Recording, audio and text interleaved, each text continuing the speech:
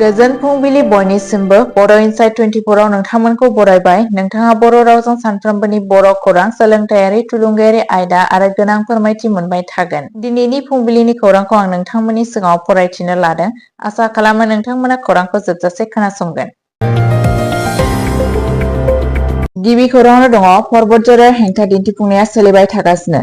आसामनि क'क्राझार जिल्लायाव थानाय पर्बतझरायाव गोबां बिबांनि हेंथा दिन्थिफुंनाय सोलिगासिनो दं, जेराव थागिरिफोरा मोनसे सानथांखि खालामनाय थार्मेल पावार प्लान्टनि थाखाय आदानि ग्रुपनो 3,000 बिगा हा राननायनि सोरखारनि बिथांखिखौ हेंथा खालामगासिनो दं। आसाम सोरखार आरो BTR खुंथाय मोन्नैबो हा सोलायनो गनायथि होनायनि उनाव दावराव-दावसि जागायजेनदोंमोन। बेनि फिनजाथाय महरै थागिरिफोरा गोख्रों आरो सोलिबाय थानाय सोमावसारनाय जागायदोंमोन। BTR ओनसोलनि सिङाव मावथांखिखौ थाबैनो बन्द खालामनो नारसिनदोंमोन। आसाम चिफ मिनिस्टार हिमन्त बिश्व शर्माया बावैसो बिबुंथि बानायनायजों लोगोसे बुंदोंमोन दि जुदि BTRनि सुबुंफोरा बेखौ हेंथा होयो अब्ला बे मावथांखिखौ धुबुरी एबा गवालपारायाव लांनो हागौ। सोमावसारगिरिफोरा लिरनाय खोथा होनो नारसिनो। जेब्लासिम थिरांथाखौ मावख'आरि महरै बोखारनाय जाया अब्लासिम बिथांमोना गावसोरनि सोमावसारनायखौ सोलिबाय थानो समायखिरा लादोंमोन। बे सोमावसारनायनि गेजेरावनो BTRनि गाहाय प्रमद बर'आ मिशन बैसोमुतिनि गेजेरजों ओनसोलनि गोबाव समनिफ्राय सोलिबोनाय हानि जेंनाफोरखौ सुस्रांनो नाजानायनि सायाव नोजोर होयो। बड'फा नोगोराव थानाय BTC सेक्रेटारियेटआव मोन 26 हारियारि हानजाजों मोनसे मेलाव बर'आ फोरमायो दि बैसोमुति 1.0 नि सिङाव 1.90 लाख आर'ज गाबगिरिफोरनि गेजेराव 1.70 लाखनिबो बांसिन नखरफोरनि हानि मोनथायफोरा सिगांनिफ्रायनो थि जाखाबाय। बिथाङा बुंबावो दि गोदानै जागायनाय बैसोमुति 2.0 नि थांखि गिबि खोन्दोआव 47,000 हा गैजायै नखरफोरनो हानि पट्टा होनाय आरो थालांनाय केसफोरखौ फोजोबनो थाखाय जुलाइयाव गासै BTRआव जथुम खुंनो बिथांखि लानाय जादों। बर'आ खोथा होयो दि BTR सोरखारा बेले-बेजेखौ फोजोबनाय आरो राजखान्थियारि सोलाय-सोल'खौ बाङाइ खालामनायनि थांखिजों मोजां, गोजोन आरो रोखा हा राननायखौ रोखा खालामनो थाखाय खामानि मावगासिनो। जेरैहाय पर्बतझरा सोमावसारनाया गोख्रोंसिन जायो, रायजो आरो BTR मोन्नैबो बिबानगिरिफोरा सुबुं समाजनि मोनथायखौ जौगालु थांखिफोरखौ समानथि खालामनायजों लोगोसे रायजो-राजानि साननायफोरखौ सुस्रांनो थाखाय बांबोनाय नारसिनथायजों मोगा-मोगि जानांदों। नैथि खौराङाव दङ गिदिर सुबुंफोरा दुखु खस्थ सहायजानायखौ आं लुबैया, प्रमद बर'आ बुंथिदों। BTRनि पर्बतझरायाव थार्मेल पावार प्लान्टनि मुङाव हा आरजिनायनि जाहोनाव सोमजिनाय थासारिनि सायाव मोनसे खौरां मेलाव गिबि मन्थ्रि डक्टर हिमन्त बिश्व शर्माया बुंथिदों दि जुदि BTR पावार प्लान्टनि गोनांथि गैया अब्ला आसाम सोरखारा धुबुरी एबा गवालपाराखौ गुबुन गुबुन जायगा महरै गायसनगोन। गिबि मन्थ्रिनि बिबुंथिया BTR खुंथायनि सिङाव गोख्रों फिनजाथाय सोमजिहोदोंमोन।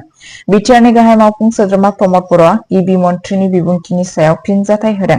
आसामनि गिबि मन्थ्रि डक्टर हिमन्त बिश्व शर्माया रायजोआव भारत आरो गुबुन हादोरनिफ्राय रां थिसनगिरिफोरखौ हांख्रायनानै आसामाव रां थिसननायखौ बांहोनो थाखाय एडभान्टेज आसाम 2.0 मुंनि मोनसे जाफुंसार हाबाफारि खुंफुंदोंमोन।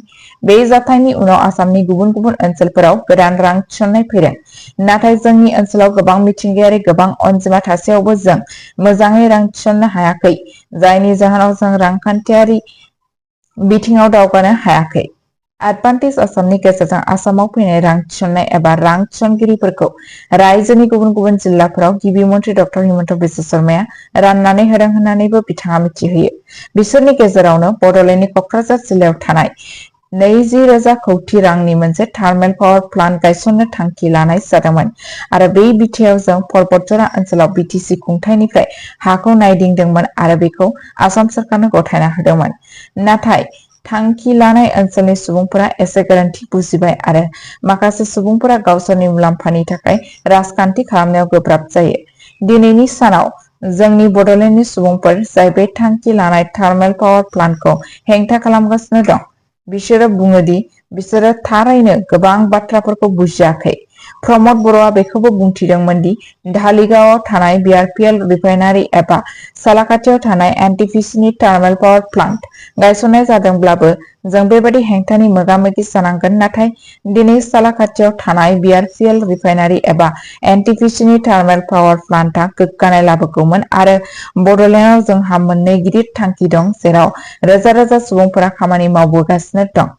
दिनै पर्बतजरायाव गायसनजानाय थार्मेल पावार प्लान्टआ 8,000निफ्राय 10,000 ओनसोलारि आरो थागिबि सुबुंफोर जाय बेफोरखौ हेंथा खालामगासिनो दं बेफोर बाथ्राफोरखौ बुजिनो हायाखै, नाथाय बिसोरनो बेखौ बुजिनो माखासे सम नांगोन।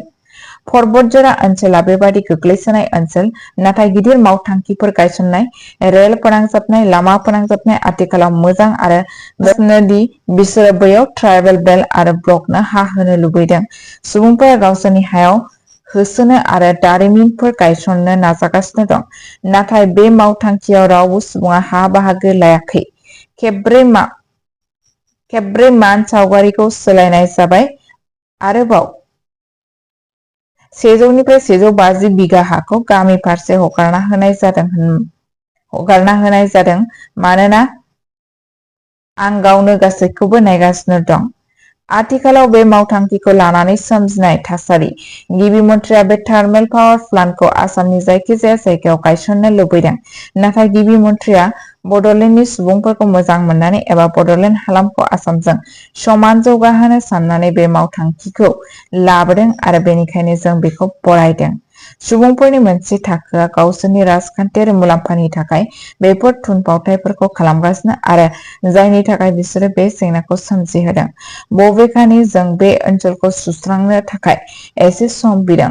प्रमद बर'आ चिरांनि बेंटल फरायसालियाव एनटिपिसि रांखान्थियारि अनसुंथाइजों गोदानै लुफुंनाय थाखो खथा आरो डिजिटेल बिजाब बाख्रिखौ बेखेवनो फैनाय समाव खौरां बिजोंनि सायाव फिननाय फोरमायो। थामथि खौराङाव दङ आसामा बड'लेण्ड टेरिटरियेल रिजन (BTR) आव गं 81 गामिफोरनि थाखाय सिमा खानाय बिखान्थिखौ आबुं खालामबाय। रायजो सोरखारा मावख'आरि महरै बैफोर गामिफोरनि थाखाय जोबथा सिमा खानायनि बिथोन फोसावदों, जाय बड'लेण्ड टेरिटरियेल काउन्सिल (BTC)नि खुंथायनि दाफिननायाव मोनसे गोनांथार आगान। आसामनि रायजो बेंगिरि गनायथि होजानाय जोबथा बिथोनआ गुबुन गुबुन स्टेकह'ल्डारफोरजों सावरायनायनि मोनसे आबुं बिखान्थि उनाव फैयो। बे गामिफोरखौ बिटिआरआव सोफादेरनायखौ बड'लेण्ड बिफानआ फोसावनाय मावख'आरि फोसावनायफोरनि मोनसे फारिनि गेजेरजों मावफुंनाय जादोंमोन। बड'लेण्ड टेरिटरियेल काउन्सिल बिसायख'थि नेम 2004 नि नेम बादियैब्ला रायजो राजानि नायफामनायनि थाखाय मोनसे ड्राफ्ट सिमा खानायनि बिथोन फोसावनाय जादोंमोन। राजखान्थियारि दोलोफोर, रायजोआरि आफादफोर आरो गावारि नोगोरारिफोरखौ 7 साननि सम सिमानि गेजेराव गावसोरनि फिनजाथाय, अजद दैखांनाय आरो थांखिफोरखौ होनो थाखाय थुलुंगा होनाय जादोंमोन। सिमा दानख'नाय बिखान्थिखौ नायदिंनायनि बिबानखौ फोसावथाय अनजिमा महरै मोनसे थि बिबानगिरि होनाय जादोंमोन। E/610-598/125 अक्ट' 3 जुन 2025। बिनि उनाव 5 जुन 2025 मायथाइयाव मोनसे ड्राफ्ट सिमा खानायनि बिथोनखौ नेमखान्थि बादियै फोसावनाय जादोंमोन।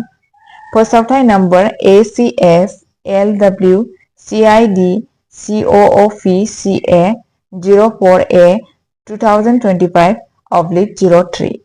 उदालगुरि, तामुलपुर, बाक्सा, सनितपुर, नलबारि, दरं आरो बिश्वनाथनि जिल्ला कमिसनारफोरखौ ओनसोलारि स्टेकह'ल्डारफोरजों ड्राफ्टखौ रानलायनो आरो मोन्नाय फिननायफोरनि सायाव बिथा खालामनानै गुवारै फोरमायथि जथायनो बिथोन होनाय जादोंमोन, जेराव नोजोर होनाय आरो सुबुरुनफोर दं।